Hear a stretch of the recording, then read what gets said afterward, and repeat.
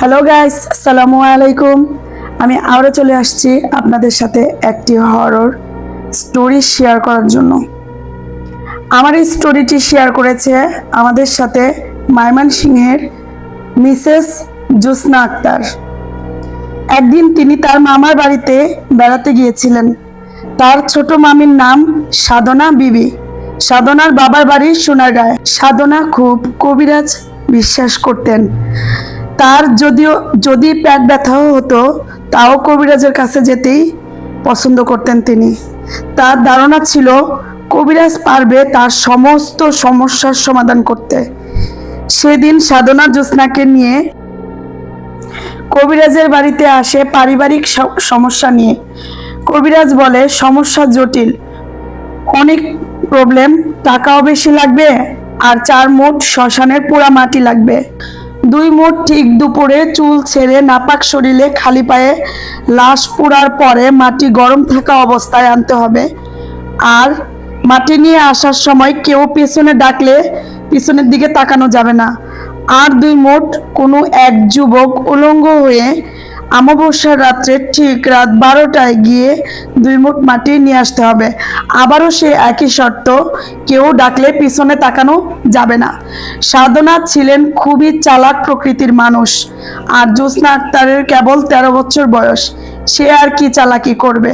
সাধনা জোসনাকে বলল, মা, তুই আমাকে মাটি এনে দিতে পারবি? জোসনা বলল, এ আর কঠিন কি কাজ, দিনের বেলায় আনতে হবে, রাত্রে হলে হয়তো ভয় পেতাম। সাধনা চিতাশালে কবে দিনে লাশ পড়বে সেই খেয়াল রাখতে শুরু করে দিল। 5 দিন পরে এক হিন্দু মেয়ে বিষ পান করে আত্মহত্যা করে, আর দিনের বেলায় মরাদেহ পোড়া দেয়।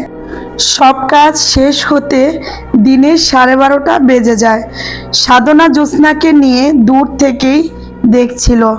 সবাই যখন চলে যায়, সাধনা জোসনার চুলের বেনি খুলে দেয় এবং সাধনা তার নিজের হাত কেটে কিছুটা রক্ত জোসনার গায়ে লাগিয়ে দেয়। জোসনা অনেক সাহস নিয়ে চিতাশালের মধ্যে প্রবেশ করেন। হঠাৎ তার শরীর কাঁটা দিয়ে ওঠে। তাও তিনি 2 হাতে 2 মুঠ মাটি নিতেই পিছন থেকে জোরে কান্নার আওয়াজ আসতে লাগলো। তিনি ভাবলেন ভয় পেলে চলবে না, পিছনে না তাকিয়ে হাঁটতে শুরু করলেন তিনি। আশেপাশে কেউ নেই, তবুও পিছন থেকে কে যেন নাম ধরে ডাকছেন তাও তিনি হাঁটছেন, পিছনে দেখছেন না। হঠাৎ একটা জোরে বাতাস বইতে লাগলো। তার চোখে মুখে আসতে লাগলো। সমস্ত চুল চোখের সামনে চলে আসলো, আর তার চোখ অন্ধকার হয়ে গেল। সে কিছুই দেখতে পাচ্ছিল না। তার পিছন থেকে কে একজন খুব জোরে তাকে ধাক্কা মারল। তিনি মাটিতে পড়ে গেলেন এবং তার হাতের মাটি পড়ে গেল।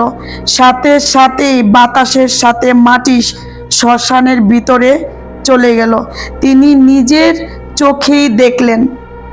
পরে আর তার কিছুই মনে নেই, তার চোখ বন্ধ হয়ে গেল। তার যখন জ্ঞান ফিরল, তাকিয়ে দেখে তিনি হাসপাতালে শুয়ে আছেন এবং 3 দিন যাবৎ তিনি এখানে।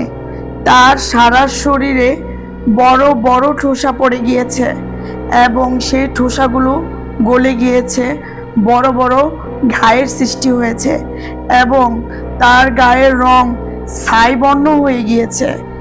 তার সুস্থ হতে 3 মাস সময় লেগেছিল। গাইস, তারপরে আর জানা যায় নাই। উনি আর ওনার মামার বাড়িতে আর কখনো যায় নাই, আর উনি আর বলতে পারবে না তার মামি পরবর্তীতে কি করেছিলেন। কিন্তু তার মামি সবসময় কবিরাজ খুবই বিশ্বাস করতেন। আপনারা অযথা কবিরাজের কাছে যাবেন না, যে অযথা সমস্যার সৃষ্টি করবেন না। কবিরাজ কখনো আপনাদের সমস্যার সমাধান করে দিতে পারবে না। আল্লাহর কোরআনে এমন কোনো দোয়া নাই যে আপনার সমস্যার সমাধানের জন্য কাজ করে না। সবকিছুই আছে, আপনারা মন দিয়ে খুঁজুন। এবং আমার এই গল্পটি যদি আপনাদের কাছে ভালো লেগে থাকে, লাইক, কমেন্ট, শেয়ার করে দিবেন। আসসালামু আলাইকুম রহমতুল্লাহি ওয়া বারাকাতুহু।